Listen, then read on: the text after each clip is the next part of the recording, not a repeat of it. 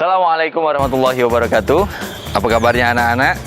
Kembali lagi di semester 2 ini di pelajaran bahasa Arab kelas 4. Kita akan melanjutkan pelajaran yang lalu.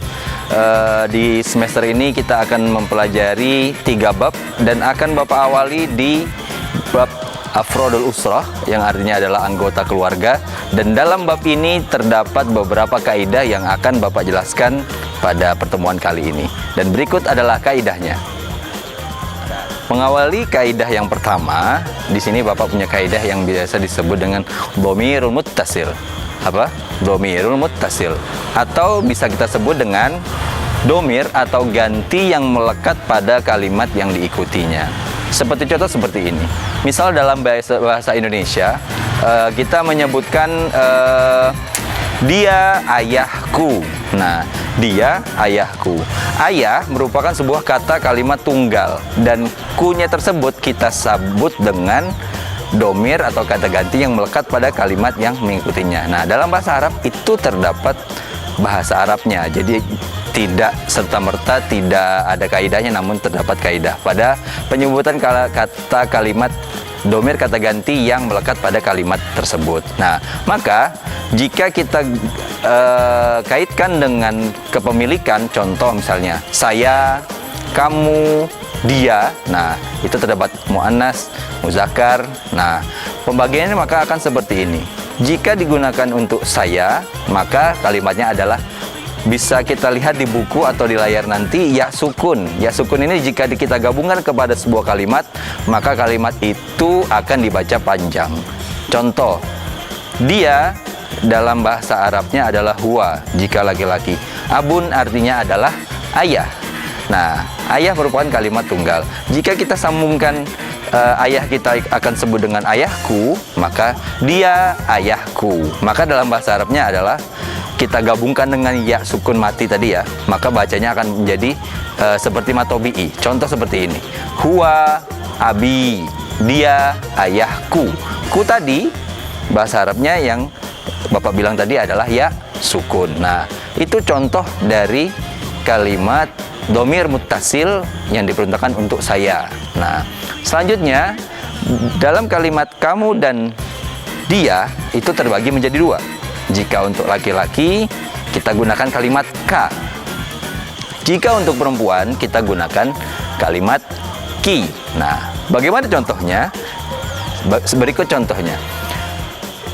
Yang pertama adalah kita akan gunakan kalimatmu ini untuk laki-laki. Nah, kita beri contoh seperti ini. Misalnya kita ingin menyebutkan bahwasanya orang di sebelah kita ini adalah ibu dari teman kita yang jenis kelaminnya laki-laki. Nah, dalam bahasa Arab, dia untuk perempuan adalah hiya. Ibu artinya bahasa Arabnya adalah umun. Nah, mu tadi yang akan kita gunakan untuk laki-laki, maka kita pilih kalimat ka. Kenapa ka? Karena ka diperuntukannya untuk laki-laki. Nah, berikut contohnya. Hiya muka. Hiya muka. Dia adalah ibumu. Kenapa kita gunakan hiya? Karena umun asasnya adalah muannas. Jadi, dan ka, kenapa ka? Karena yang kita akan ungkapkan ke seseorang tersebut, anak dari ibu ini adalah laki-laki. Maka itu contoh yang pertama. Nah, lalu selanjutnya kalimat yang kita gunakan ini adalah peruntukannya untuk perempuan. Nah, kalimat yang digunakan untuk perempuan, kita memilih kalimat ki. Ki itu harakatnya kasroh. Nah, jika kita ingin menanyakan, kita ingin mengungkapkan bahwasanya yang di sebelah kita ini adalah ibu dari teman kita, dan teman kita ini jenis kelaminnya adalah perempuan, maka kita gunakan kalimat ki. Nah, kalimatnya adalah hiya. Nah, hiya bahasa Arabnya adalah artinya adalah dia. Dia untuk perempuan. Hiya ummuki. Nah, ummun artinya adalah ibu. Nah, sedangkan ki itu adalah kata ganti yang kita gunakan untuk kamu, namun peruntukannya untuk perempuan. Lalu contoh selanjutnya adalah kalimat nya. nya juga terbagi menjadi dua dalam muzakkar dan muannas. Jika kita yang peruntukannya untuk laki-laki kita gunakan kalimat hu. Jika untuk perempuan kita gunakan kalimat ha, hanya panjang.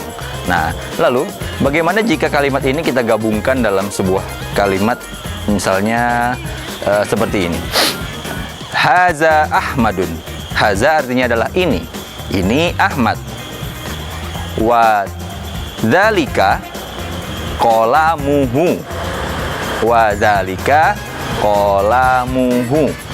Wa artinya adalah dan, zalika dan artinya adalah itu.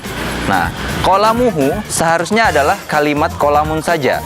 Namun kolam pena ini adalah kepemilikannya milik si Ahmad tadi. Maka kita gunakan kalimatnya di belakang pena sehingga artinya adalah itu penanya, sehingga jelas pena ini miliknya Ahmad. Nah, maka kita gunakan di kalimat kolamun, di belakangnya kita tambahkan huruf hu, karena kolamun ini, pena ini milik Ahmad. Ahmad seorang laki-laki.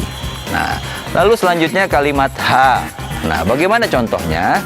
Berikut contohnya. Ha ini kita gunakan untuk perempuan ya, berarti orang yang kita tunjuk juga harus perempuan. Hazihi Fatimatun. Hazihi Fatimatun. Ini Fatimah. Wa dzalika qalamuha. Dan itu penanya. Jelas pena ini kepemilikan-nya Fatimah. Maka kalimat domir yang kita gunakan di akhir setelah kalimat pena, maka kita gunakan adalah ha, sehingga qalamuha, penanya. Ingat anak-anak harus jeli pembagian antara muannas dan muzakkar dalam domir muttasil ini. Baik, mungkin cukup untuk pertemuan pertama kita pada semester tahun ajaran semester baru ini. Bapak harap anak-anak tetap semangat belajar di rumah, dimengerti betul kaidah-kaidah bahasa Arab yang Bapak sudah sampaikan. Sekian, wabillahi taufiq wal hidayah. Wassalamualaikum warahmatullahi wabarakatuh.